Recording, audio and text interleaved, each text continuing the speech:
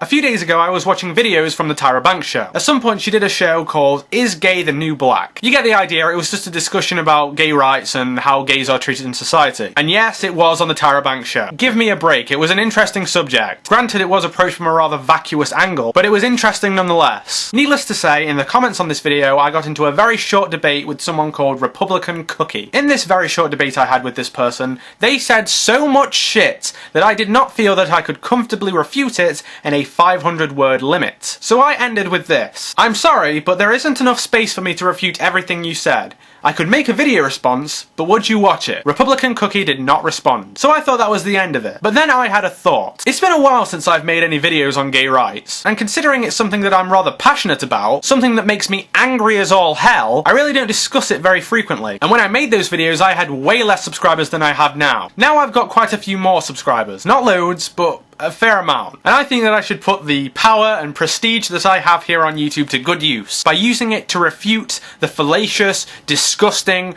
cruel and insidious arguments against gay marriage here on YouTube. So despite the fact that I doubt that Republican Cookie will ever watch this video, never mind respond to it, I'm going to respond to what he or she said anyway, in the hopes that at least someone will see it and change their fucking mind. So here we go. I won't bore you with what was said just before because I think it's rather irrelevant. Now you can either trust me on this, or if you really don't trust me, I'll link the comment section of that video in the description so that you can go and look at the full exchange for yourself. But Republican Cookie's first response to one of my comments responding to someone else went like this. Okay, but why should they be allowed those rights if we as Americans don't consider homosexual relations to be healthy or real relations? Objection number one. Healthy? I'm not going to spend too long on this, but I'll basically say this. As long as gay people exercise responsibility and practice safe sex when they are doing the ass fucking and the pussy licking, they are no less healthy than anyone else. Number two. Real relations? Homosexual relationships aren't real relationships? Fuck you! There is no reason to believe that homosexual relationships are any less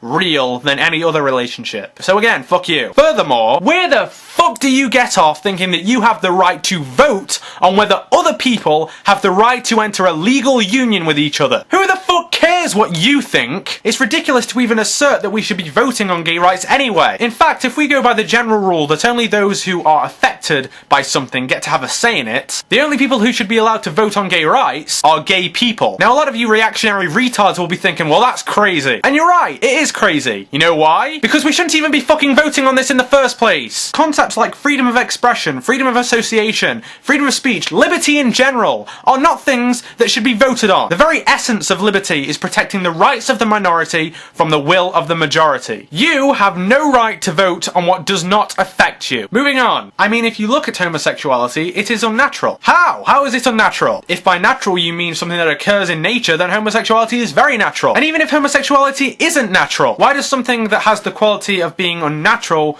instantly mean bad? There are tons of things that are unnatural in this world. And I don't just mean things like aeroplanes, tractors, laser beams, penis-shaped pasta. Those things are just the implementation of human genius. I mean things like shaving, circumcision, veganism and vegetarianism, abstinence or celibacy, or any sex act that does not directly involve a penis sliding into a vagina. Any sex act that does not have the potential to create a baby. They are all unnatural, by the same definition that homosexuality is being defined as unnatural. And yet I know for a fact that religious people shave, that religious people have a huge collective boner for circumcision, that many religions endorse vegetarianism, and almost every religion endorses abstinence and celibacy, because they are not allowing something that has been, in their own words, created for a purpose to perform that purpose. We have hair for a reason. We have folds on our genitals for a reason. We have incisors that cut through meat for a reason. And unless you are incredibly unlucky, every single person on the face of the earth has either male or female genitalia and the irresistible urge to stick it in things or stick things in it. But religions say nay. You can't do that. It's unnatural. Moving on. Two men could never reproduce offspring nor have sex in a natural way. So, this seems to come back to the idea that marriage is all about having kids. If you believe that,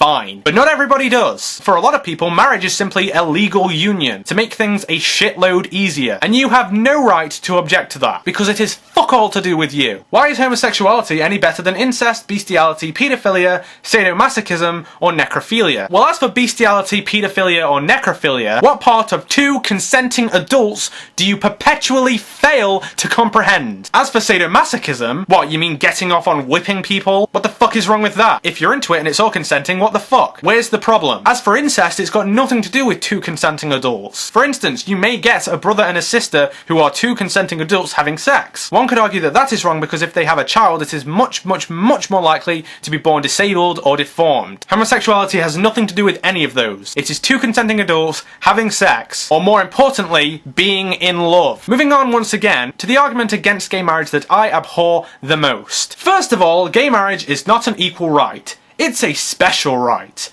The truth is, gays have the right to marry the opposite sex just like everyone else. That is equal. Fuck you. I hate this argument for two reasons. Number one, the people that make this argument know exactly why that is a fallacious argument. They know that the reason that gays and straights are not equal in this situation is because gays cannot marry those that they are in love with, whereas straights can. That is why they are not equal. And the second reason why it is a bullshit argument is because it contains its own refutation. If, for instance, we make same-sex marriage legal, then straight people can participate in it as well. So it isn't a special right. Now, obviously, you'll get the response, but I don't want to marry someone of the same sex. Exactly! And gay people don't want to marry people of the opposite sex. That is why it is unequal. If anything, all that gay marriage is doing is extending the boundaries, allowing anyone, not just gays, to get married under more circumstances. If you want to call that redefining marriage, fine. I don't really care. I've never seen why redefining marriage is such a bad thing. If it's broken, it needs fixing. But like I've always said, I've never believed that we have the right to force religious groups to do things that are against their religion. But that does not mean that we can't have a secular alternative. If, for whatever reason, I wanted to get married to a man, I certainly wouldn't do it in a fucking church. All I'd want is the rights. And that's all that gay people want. Moving on again. I believe that gay marriage should remain banned because if we legalise the marriage, then we must legalise the adoption. The reason I'm against adoption is because I believe that there are certain things a mother can give to her child that no two men could ever give. And there are certain things a father can give that no two women can give. That's why I believe that it's important that kids grow up with a mother and a father. I have never ever understood this preoccupation with having a mother and a father. What exactly are these certain things? Proponents of this argument never actually define them. There is no evidence to suggest that there are certain things that a father can give that a mother can't, and a mother can give but a father can't. None whatsoever. Now yes, maybe if there is a situation where there is a single mother, the single mother might have to do things that would usually be assigned to the father. Like, I don't know, stick up for yourself. But there's no reason why a male has to be doing that. By the same token, there's no reason that a man can't do things that would usually be assigned to the mother. A man could do all the feminine things like teach his kids to cook, cry, talk about their feelings, because that's all women ever do. To be quite honest, this idea that there are certain things only a father can give and certain things only a mother can give is an indication of a rather old-fashioned and sexist mindset, the belief in very rigid gender roles in the family. Well, guess what? It's not as simple as that. Families come in all shapes and sizes, and it is still perfectly possible in these situations to not raise your kid to be a twat. There is no necessity for a male parent or a female parent in the context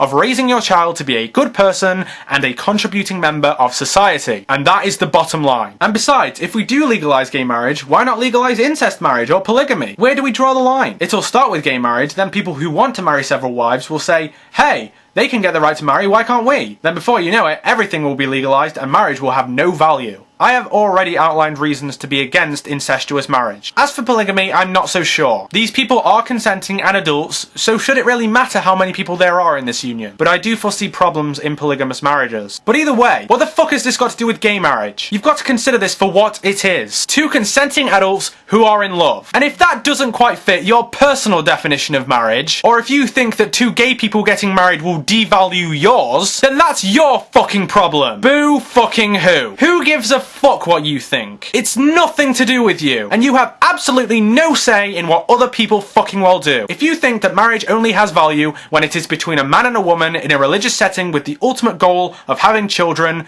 fine. But that's not what everybody believes. And you have no right to enforce your personal morality on other people. People all over the world, gay or straight, are entitled to a secular alternative. Because at the core of this entire argument, it is not up to you. So shut the fuck up. Bye.